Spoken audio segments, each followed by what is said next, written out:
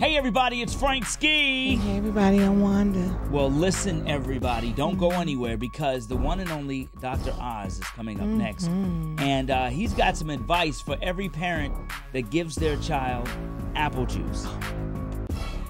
Can you believe it? You're not going to believe this. Every parent that gives your child apple juice, wait till you hear what Dr. Oz has to say. That's coming up next, right here on I drink apple juice every day.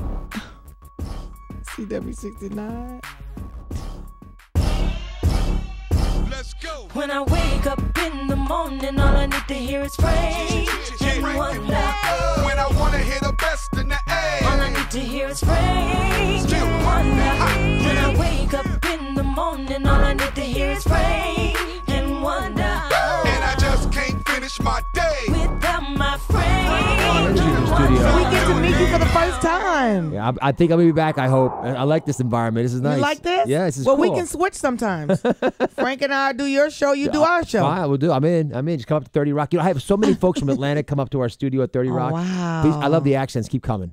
So listen, the show that you're going to be talking about tonight is, and Wanda premiered it, so she told me about it off the air, basically saying you're talking about something that affects children that many children Some type drink. Of drink. Yes. Yeah. Well, you know, I've heard some reports over the past few months about apple juice and arsenic. Oh my! Please don't tell me that. Okay, so you said apple juice and arsenic. Yeah. So tell people, what is an arsenic? Exactly. So arsenic is a toxic chemical that we use as a pesticide. It used to be used in this country. It's banned now, but it's used in other parts of the world, which is why the problem happens. But arsenic can cause cancer, can cause heart disease, can cause developmental delays, neurologic problems. So you don't want to have it if you don't have to have it. And in America, we limit the amount of arsenic in our drinking water by law to a number called, it's 10. You're not allowed to have more than 10 units of this arsenic in your water.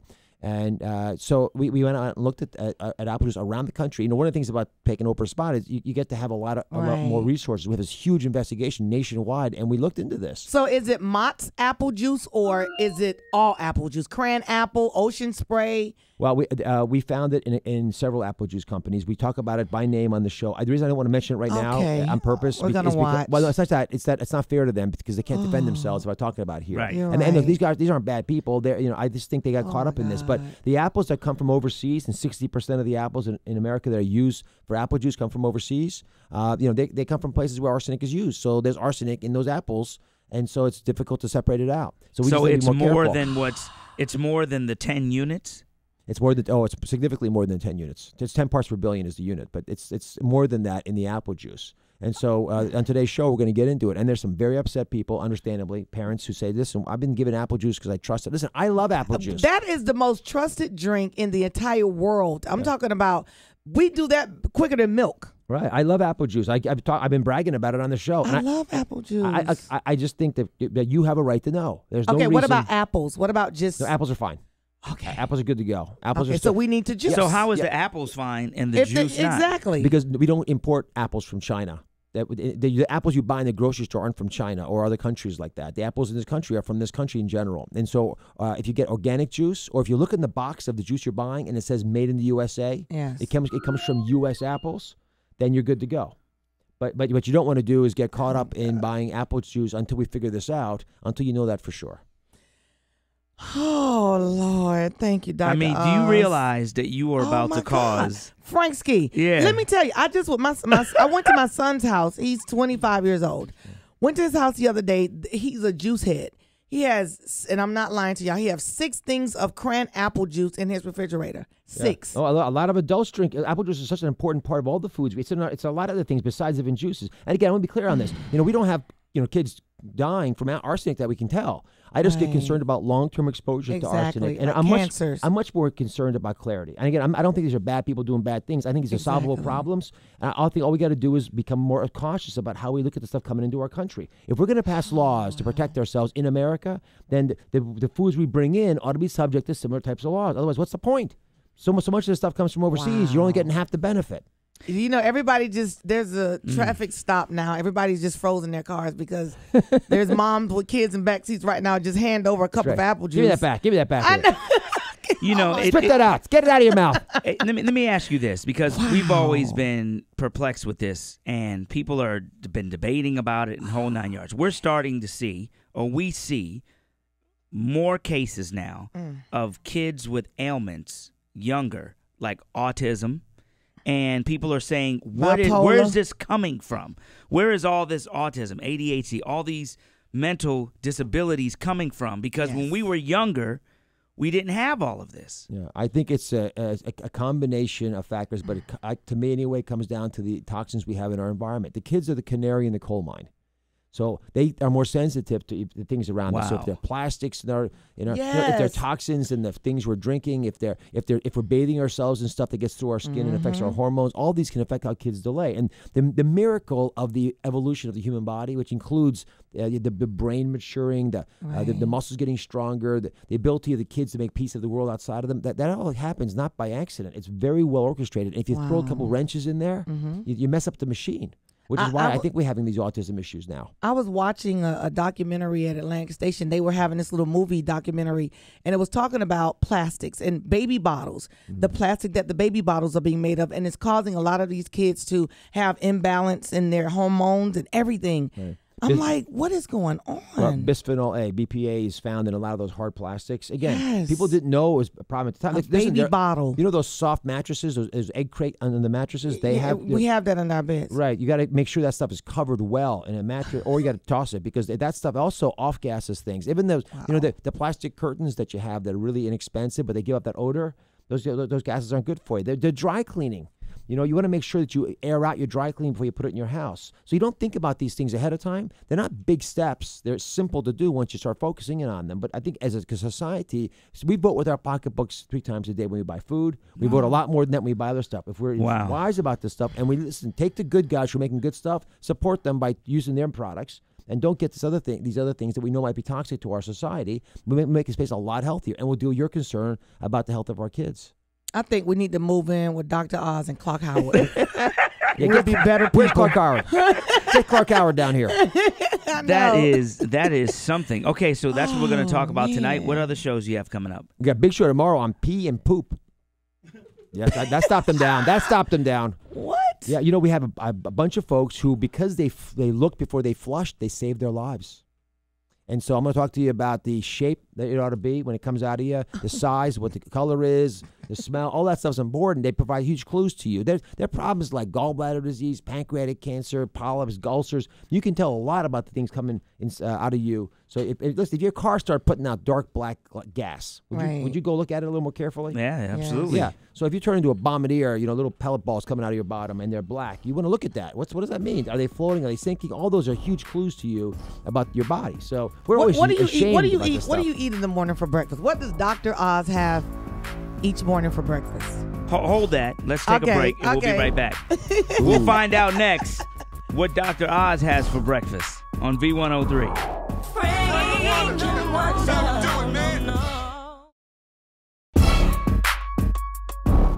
Boy, I could sit here with you for probably about 2 hours. I know, right? And just run talk. stuff by you. I would love it, Frank. We were talking off the air that now tilapia has become the fish of choice for America because it's so cheap and so easy to raise, and they're like these bottom feeders that have no healthy benefit whatsoever. Well, actually, tilapia has benefits. The problem is, all these fish, if you start growing them and you don't feed them the right stuff, they don't bring those good things to the table to you. Right. So, for example, fish have omega-3 fats. It's a good thing. But they don't make omega-3 fats, right? They eat them. And where do they get them from? The algae and the plankton. They get them from the sea. So if you take salmon or tilapia and you put it in a farm and you raise it like that and you give it stuff that doesn't have omega-3 fats in it, well, you're not getting the benefits out of it. After a while, it tastes like chicken. It has the same nutrient benefits as chicken because you're feeding them what the chickens are getting fed.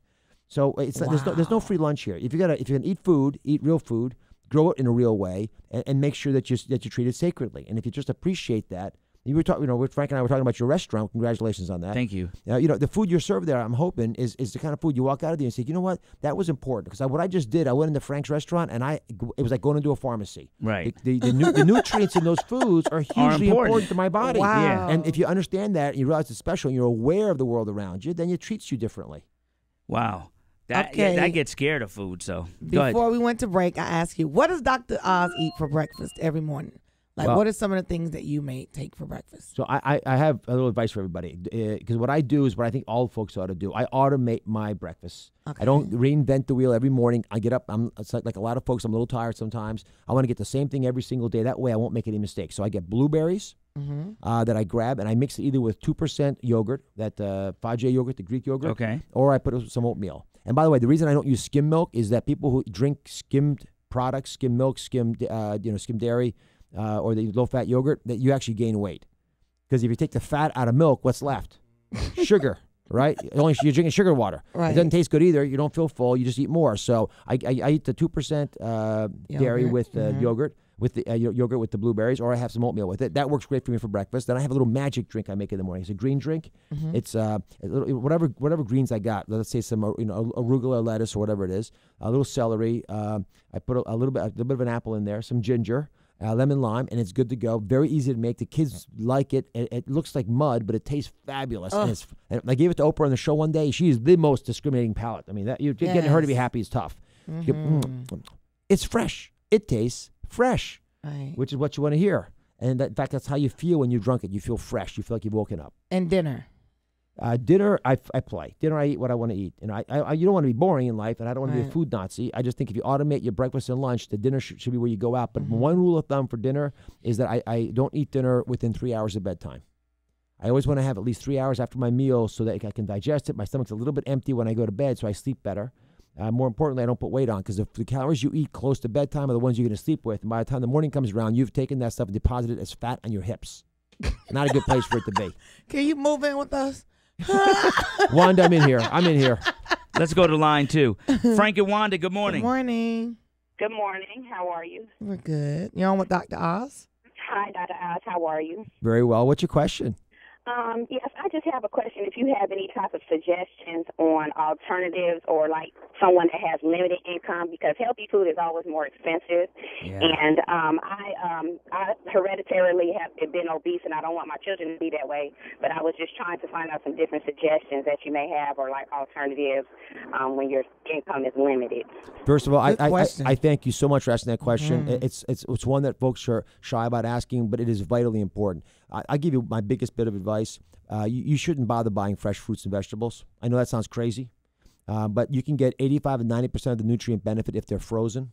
They harvest these vegetables and fruits when they're ripe, when they're going to be frozen. They clean them and they freeze them, and then you can get them out. You never waste them, because you're going to just put away what you don't eat and freeze it again, because it has all nutrient benefit. It tastes good, and so you get all the best of both worlds, and it's a heck of a lot cheaper. So you want to buy frozen produce, and you also want to, if you can, get your fish in cans, because canned salmon, canned sardines, these have all the nutrients that the regular fish have, and it's a lot less expensive because you don't have any wastage. I never thought of that. What about our fried fish? I'm just playing. Oh my goodness, fresh fish. Oh my God. Oh, we just Wanda, lost Dr. Oz. I'm He leaving. went out the window. Help me, help. Oh. Ladies and gentlemen, don't forget to check out Dr. Oz. You know, I got to say one thing for you guys. Some of my formative years were spent here. My family lived here for a couple of years. Yes. Our website, droz.com, we have lots of answers. It's based in Atlanta, Georgia. Oh, I'll be back cool. plenty to visit with you guys. Love being here. We We like you, appreciate it. Dr. We like you too, Oz. man.